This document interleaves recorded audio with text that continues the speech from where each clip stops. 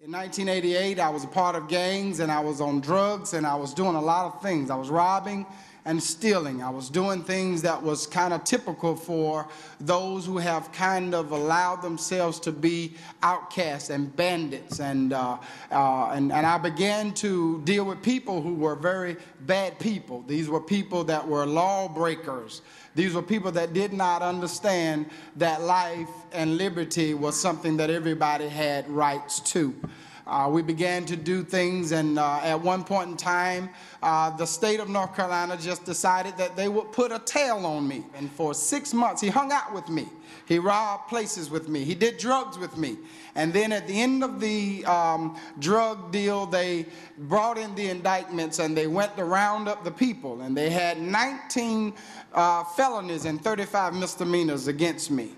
And they carried me to the Wake County Jail in Raleigh, North Carolina, where I sat awaiting for them to judge me. In that judgment, they had already predetermined that I was not worthy to be let loose. So they decided that I was a menace to society, and they gave me a title of a habitual felon. That means that I was a career criminal. And while in that jail, I had just recovered from a drug deal gone bad. I had my eyes knocked clearly out of my head, literally. I had the floors of my eye sockets were knocked out, and my eyes fell in my head. I had plastic surgery on both eyes. Little did I know on a Saturday morning in that February of 1988 that there would be an invasion of the God kind.